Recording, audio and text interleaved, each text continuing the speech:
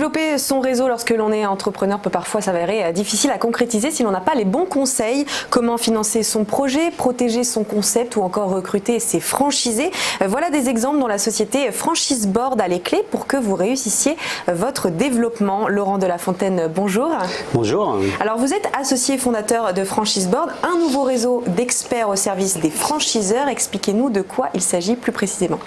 Alors très simplement, Franchiseboard, c'est un regroupement d'expertise au service des réseaux qui se développent en franchise plus spécialement.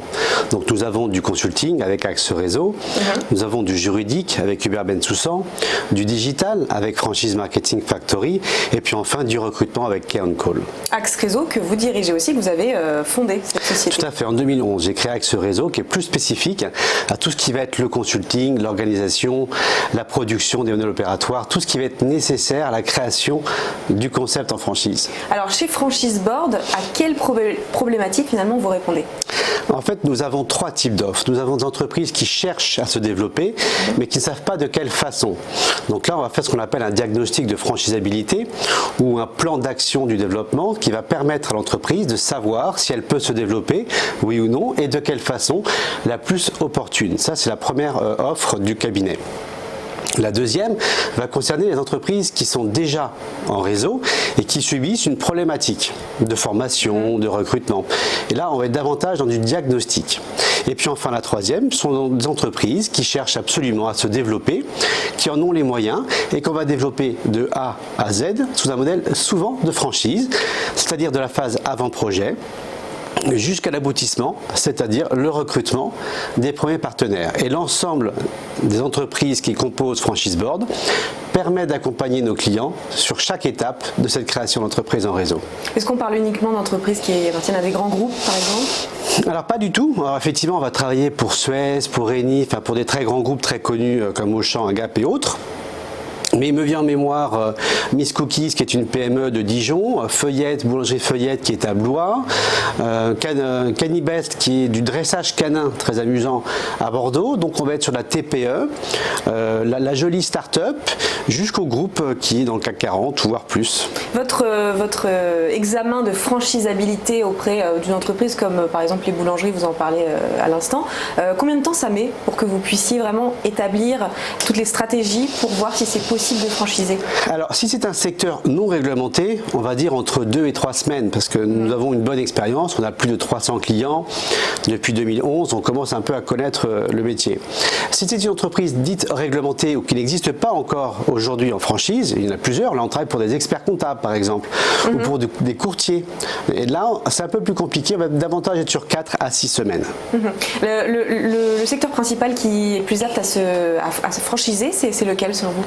Alors je ne parlerai pas de secteur, je parlerai de lorsque vous avez une masse salariale qui est assez importante dans le compte de résultat, par exemple la restauration, la franchise a beaucoup de sens puisque l'on dit que souvent le franchisé manage mieux ses équipes que si c'était quelqu'un qui était salarié d'un grand groupe.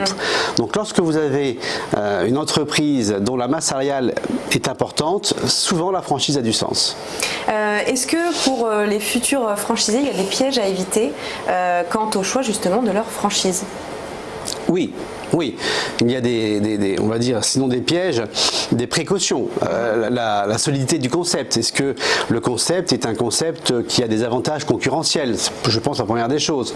Et puis la seconde, si je devais donner un deuxième point de vue, ce serait de bien vérifier que l'entreprise franchiseur a acquis les fondamentaux de ce nouveau métier qui est celui de franchiseur. On peut être un très bon coiffeur, mais un piètre franchiseur. Concernant justement les entrepreneurs qui font appel à vous pour devenir franchiseur, quels sont les critères pour estimer un concept franchisable ou non? Alors, il y en a beaucoup, mais si je dois résumer, c'est un peu comme mon histoire de franchisé et le concept, c'est-à-dire qu'on va vérifier que le concept est vraiment différenciant, c'est-à-dire qu'il a un savoir-faire, ce qu'on appelle un savoir-faire en franchise, secret, substantiel et identifié. C'est assez important.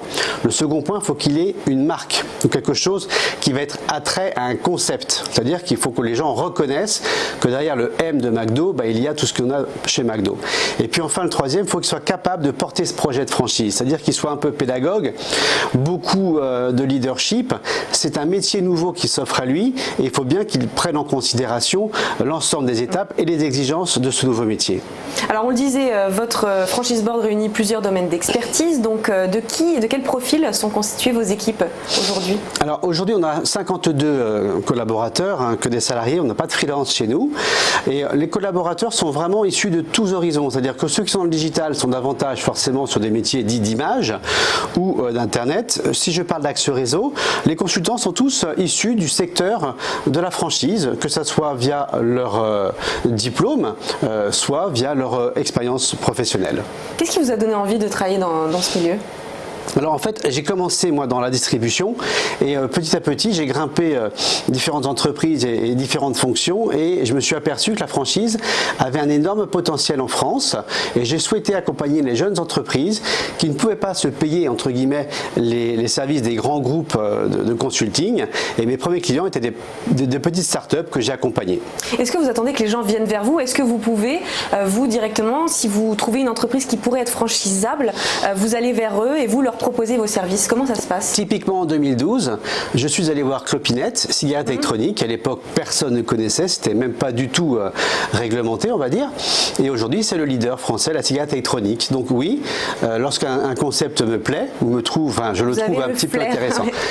J'ai peut-être le flair et j'ai surtout des bons prescripteurs. Ouais, toutes ces années d'expérience, évidemment, ça joue.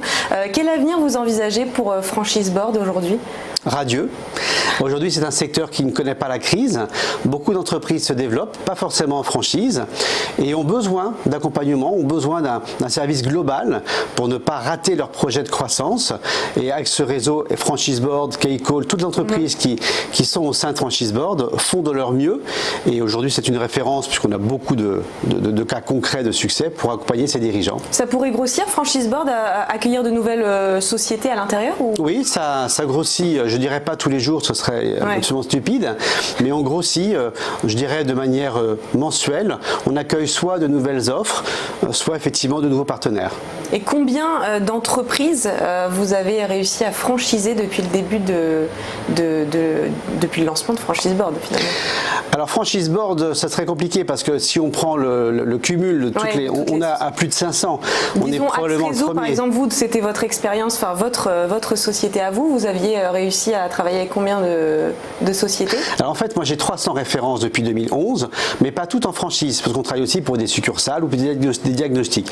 Donc des réseaux qui vont éclore, entre guillemets, avec l'accompagnement de franchise d'Axe Réseau, on doit être à 150 à peu près. D'accord. Eh bien écoutez, merci beaucoup Laurent de La Fontaine d'avoir été avec nous. Je rappelle que vous êtes donc associé fondateur de Franchise Board. Merci.